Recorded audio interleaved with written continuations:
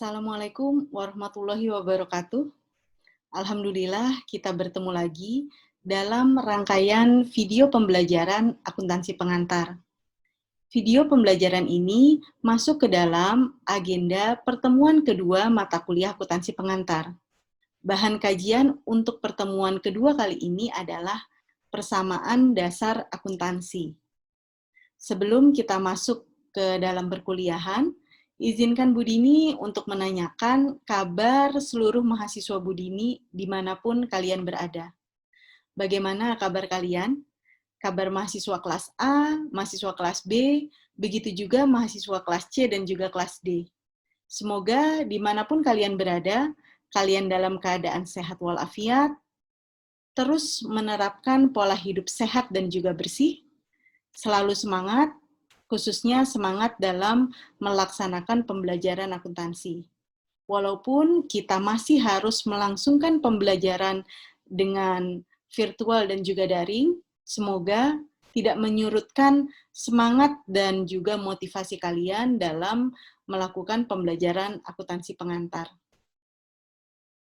Pada video pembelajaran sebelumnya, Bu Dini telah meminta kalian untuk menuliskan contoh-contoh perusahaan jasa yang ada di lingkungan sekitar kita. Setelah Bu Dini baca komentar-komentar kalian, ternyata tidak semua mahasiswa mampu menyimak instruksi yang Bu Dini berikan dengan baik. Karena apa? Karena ada beberapa mahasiswa yang menuliskan contoh dari perusahaan dagang dan juga perusahaan manufaktur. Jadi, tolong untuk agenda-agenda pembelajaran selanjutnya, kalian harus mencermati dan juga menyimak instruksi yang diberikan dengan baik, sehingga kalian bisa menampilkan jawaban-jawaban yang memang sesuai dengan apa yang diinstruksikan. Untuk tugas terstruktur 1, Bu Dini akan memberikan komentar dan juga review langsung pada account Google Classroom kalian masing-masing. Sehingga nanti kalian bisa buka account Google Classroom kalian, dan kalian bisa membaca masukan-masukan atau komentar apa dari Bu Dini terhadap tugas terstruktur 1 yang sudah kalian upload. Baik, selanjutnya kita bisa masuk ke dalam agenda pertemuan kedua, yaitu bahan kajian persamaan dasar akuntansi. Baik, sekarang kita masuk ke bahan kajian kita yang kedua, yaitu persamaan dasar akuntansi. Untuk lebih jelasnya, Bu Dini akan menampilkan PowerPoint persamaan dasar akuntansi sebagai berikut.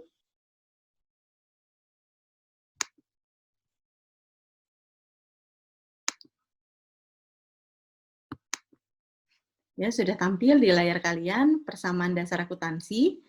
Persamaan dasar akuntansi selanjutnya terdiri dari 4 materi pokok yang akan kita pelajari sebagai berikut, dimulai dari bukti transaksi keuangan, jenis golongan karakteristik akun, konsep persamaan dasar akuntansi, dan analisis transaksi ke dalam persamaan dasar akuntansi.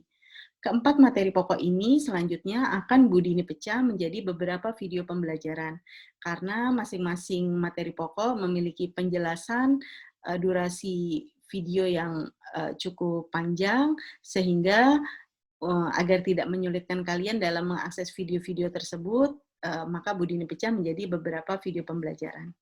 Baik, sekarang kita masuk ke materi pokok kita yang pertama, yaitu bukti transaksi keuangan.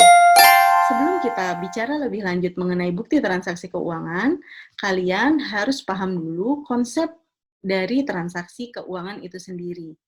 Transaksi keuangan merupakan aktivitas keuangan perusahaan yang terjadi di perusahaan yang berdampak atau menimbulkan efek pada akun-akun perusahaan. Mungkin sebagian kalian masih asing dengan kata-kata akun ya, karena kan kita memang belum belajar. Tetapi yang menjadi penekanan dalam konsep transaksi keuangan di sini adalah aktivitas keuangan perusahaan. Aktivitas keuangan perusahaan yang dimaksud di sini adalah seluruh aktivitas keuangan yang berupa masuknya aliran uang ke dalam perusahaan maupun keluarnya aliran uang dari perusahaan.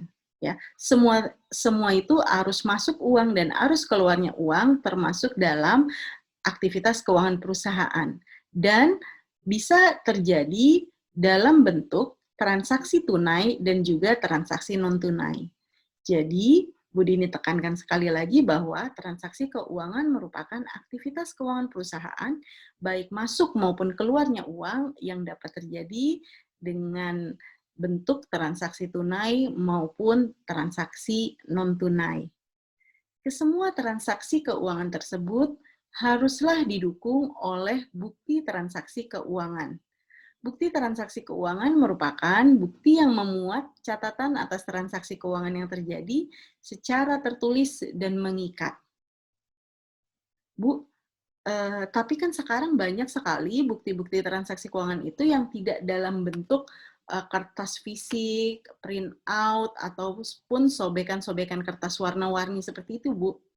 Nggak masalah, kan sekarang ada screenshot gitu ya, yang dijadikan bukti transaksi itu juga termasuk ke dalam bukti transaksi keuangan. Karena apa? Screenshot sudah memenuhi persyaratan bahwa termasuk ke dalam bukti catatan transaksi keuangan yang bersifat tertulis, ada tulisannya di situ dan mengikat. Jadi bisa dalam bentuk screenshot, bisa dalam bentuk email, silahkan, tidak harus dalam bentuk kertas fisik seperti itu, tidak. Gitu ya. Nah, selanjutnya, bukti transaksi keuangan ini bisa digolongkan menjadi beberapa jenis. Bu Dini menggunakan penggolongan bukti transaksi keuangan berdasarkan pihak yang mengeluarkan bukti transaksi keuangan tersebut. Berdasarkan pihak yang mengeluarkan bukti transaksi keuangan digolongkan menjadi dua jenis, yaitu bukti transaksi keuangan internal dan bukti transaksi keuangan eksternal. Bukti transaksi keuangan internal berarti bukti transaksi keuangan tersebut dikeluarkan oleh pihak internal perusahaan. Contohnya, kalau perusahaan kita perusahaan laundry, setelah menyelesaikan jasa laundry, perusahaan tersebut kan membuat nota. Misalkan ada 10 pieces pakaian yang sudah selesai di laundry, satu piecesnya misalkan harga per piecesnya 10.000, maka ketika total tagihan yang harus muncul atas selesainya jasa laundry tersebut 10 pieces, per pieces harganya 10.000, maka total jasa laundry-nya sebesar 100.000. Nah, nota tersebut disebut dengan bukti transaksi keuangan internal karena nota tersebut dikeluarkan oleh perusahaan laundry yang bersangkutan. Nah, kalau perusahaan laundry tersebut dalam menjalankan kegiatan operasionalnya harus membayar tagihan listrik pada periode tertentu ke PLN gitu ya. Nah, ketika telah membayar tagihan listrik kan akan muncul bukti lunas bayarnya gitu. Nah, bukti lunasnya itu disebut dengan bukti transaksi keuangan eksternal. Kenapa?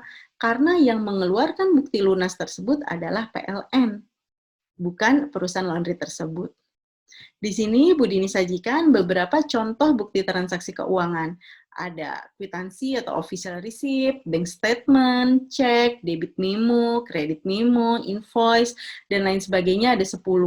Tetapi bukti transaksi keuangan ini tidak terbatas hanya pada 10 yang Bu Dini tampilkan pada layar ini saja.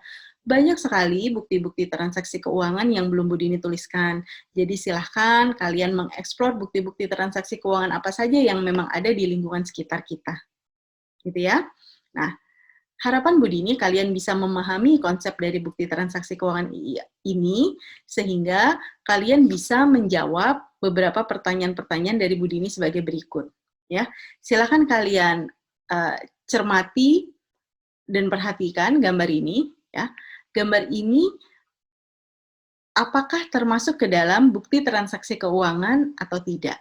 Ya, silahkan kalian tulis jawaban kalian pada kolom komentar di bawah video pembelajaran ini dengan format kelas _nama _nim _nomor 1 jawaban kalian iya atau tidak _alasannya. Ya, silahkan kalian cermati dan kalian identifikasi dan Bu Dini tunggu jawaban kalian. Ya, nah, selanjutnya ada gambar yang kedua. Ya, silahkan kalian cermati lagi gambar ini dan kalian identifikasi dan tulis jawaban kalian pada kolom komentar dengan format yang hampir mirip seperti tadi, hanya saja nomornya diganti nomor 2 gitu ya, tapi formatnya sama. Dan yang terakhir ada gambar yang ketiga di sini ya. Ada gambar yang ketiga, kalian cermati kembali, dan Bu Dini tunggu jawaban kalian atas gambar yang ketiga ini.